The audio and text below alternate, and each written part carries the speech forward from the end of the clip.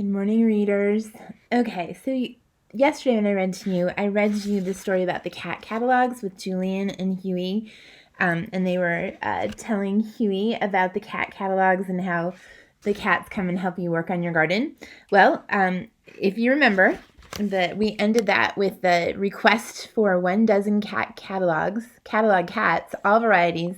Whoever wants to come is welcome. So let's see if they get any takers. Okay, so this chapter is called Our Garden. Today I want you, this book is really a collection of little stories within one book. These last two chapters kind of went together, right? The catalog cats and then this one called Our Garden. So these two stories kind of go together.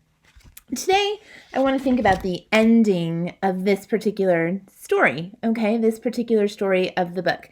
So we're going to get there and then we'll talk about it once I've read it to you. Okay, here we go. Our garden. We planted tomatoes, squash, onions, garlic, peas, pumpkins, and potatoes.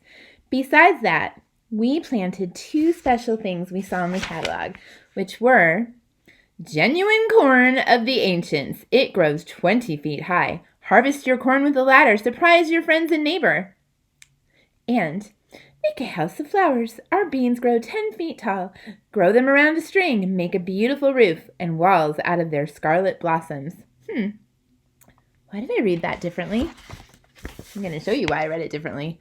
Look at that. The author wanted me to read that differently. So when I got to those parts, I knew for a couple of reasons my letters are, do you remember what that's called? Italicized. And you'll notice that they're smaller than the words on the rest of the page, like they're squished together in the middle.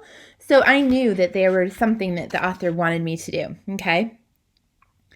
Huey was the one who wanted the house of flowers the most. I wanted the giant corn.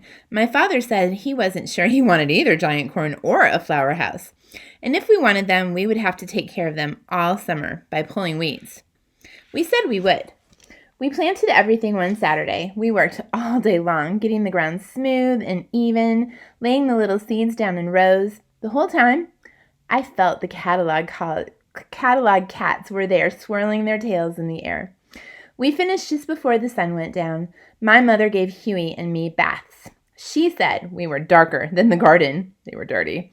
She said we were dirty enough that she could grow plants on our hands and knees.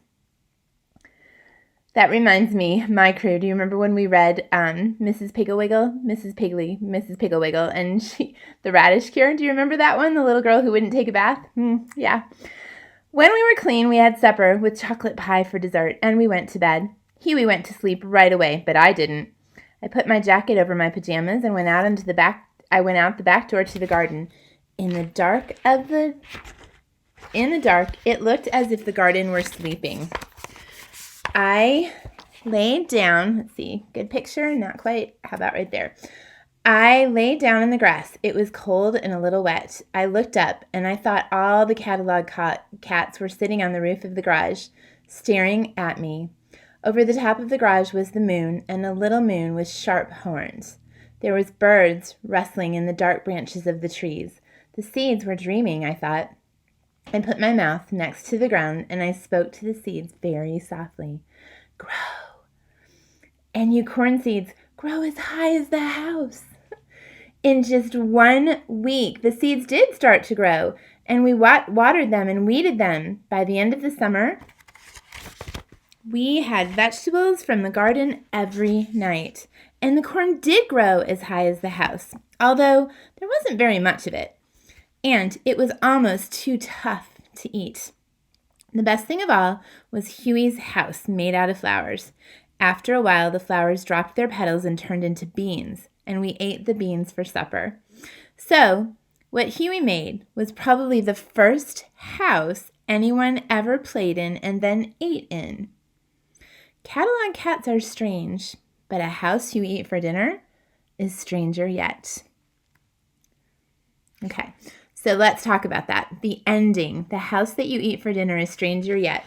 When our author, Anne, decided to write these two little stories about catalog cats and then our garden, do you think, do you wonder, do you guess, do you hypothesize that maybe she was already thinking about how she wanted to end those two chapters? I would say yes, she was. When an author is writing, they're always trying to make sure you're interested as a reader, right? Because what do people write? We want people to read our writing. So when she was writing, she was thinking about her audience, which is you guys, kids who are in 2nd, 3rd grade, 4th grade, maybe even. And she was thinking, what do kids who are 7, 8, 9 like? What are they interested in? And then she starts to think about those things. And she's like, I wonder if there's ever been a child who wanted to eat their house. Well, wait a minute, you can't eat a house. And then she starts to think, what can you eat? So I hypothesize, guess, think that maybe when she started writing her chapters about the catalog cats in the garden, she knew that she wanted to get us there. It's that hook. If you remember back earlier in the year when we talked about having a hook, getting our readers so interested that they couldn't stop being excited about their reading.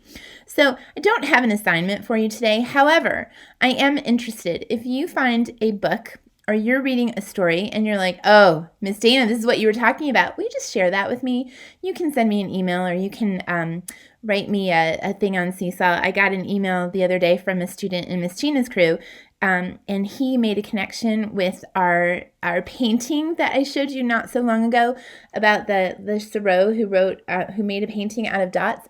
And he was reading another book, and it reminded him of what we had talked about in that book.